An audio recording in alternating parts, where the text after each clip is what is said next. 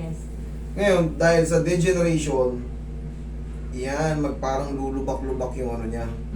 Maglulubak yung edges niya. Tapos, syempre, yung dapat na ganito kataba, yan na. Lumipis na siya. Ayan, this degeneration or degenerative. Okay. Okay, degenerative or degeneration, ganyan, maninipis siya. Ninipis. Ngayon, pag numipis yan, maiipit ngayon ito, yung tinatawag natin mga sciatic nerve or spinal nerve sa lumbar part. Magraradiate ngayon yan, papunta sa puwet. Kaya minsan pag umuupo ka, para siyang may naiipit, kaya gusto mo, Hanap ako siya. yes, para makasingaw. Yan na yung liboscoliosis, deviated to the left. O, R, nakapaganon. Pag papaganito siya sa R, ang tawag doon dextroscoliosis. Dahil umiwas siyang paganon, pa-left, levoscoliosis ang tawag doon.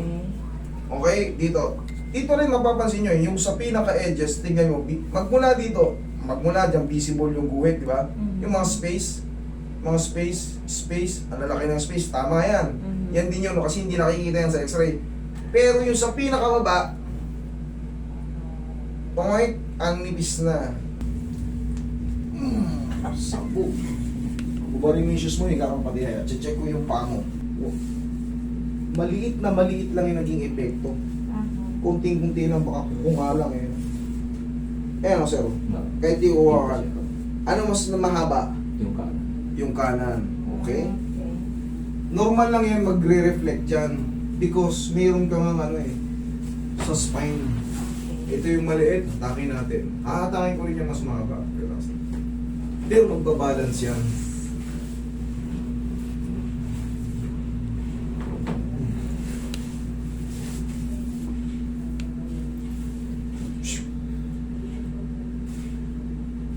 Oh, ano sa tingin mo, sir? Tumaas na ako. Tumaas na. Okay. Ipatay mo lang. Pagtamahin mo lang yung bawat. Yan.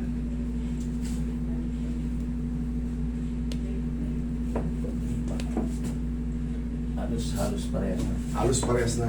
Okay? Tagilid. Kanina kasi mapapansin mo kagad eh. Here po. Pero ngayon, This side. sige po.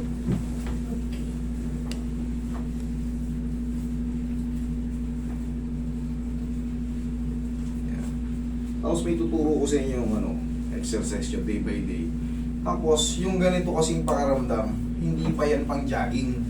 Akala natin kasi, oo, healthy yung pagja-jogging. Pero pag may nararamdaman ka sa balakang, hindi siya safe na magkaroon ng Okay. impact. Then ako compress. Paano yung Correct. walking lang? Very good. Okay lang po yan. Wala muna yung Chichar. Okay. yung impact, pero yung walking, Okay lang. okay lang yun. Relax lang. Hindi ko pwedeng ipahinto sa inyo yung papawis kasi yun ang pinaka-healthy. Laban sa lahat yun eh. Cholesterol, diabetes. Kung inaano kayo, parang nahihilo-hilo, kabila. Galing ako dito siguro 6 months ago. Yung dito sa Sigit na panda ko. Kumusta na kayo? Simula nun, Pero kasama ng pinilit Diyos ako Open. pumunta dito eh. Kaya pinipilit ko siya. Pero wala Kasalanan tayo sa niyo yan ha, kanya. pumunta kayo rito. Yeah. Yung unang punta namin walang x-ray. Paano kaya? Kung wala na ba na. Okay. Yun, nakita pa. Yan ang pandi-compress dun sa pinakababa. Pinepekto sa ko pataas. Gaya nga na yung tinuturo ko sa inyo kanina sa discussion natin, sa pinakababa yung tinuturo ko. Yung pinakadulo. Pinakadulo. Kasi yun lang nakitang-kita eh. Visible lahat siya, kitang-kita. Pero yung pinakailalim, meron siyang mga highlight in white. Yun yung tinatawag na mga arthrosis. Umuupo nga ako yan doon sa ano eh, yung seat massage. Medyo nakakalma siya eh, pero sabi ko eh, hindi rin. Okay, relax lang muna.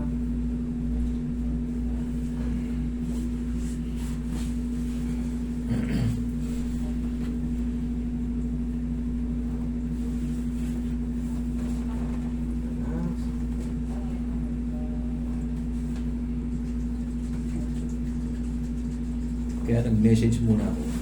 Baka mga pumunta kami dito nang wala. Sa akin.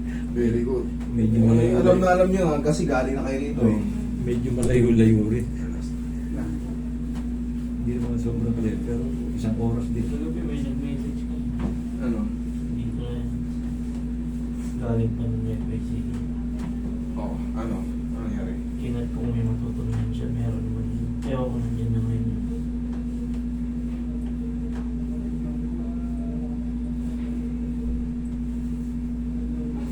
Diyan ka lang muna mama.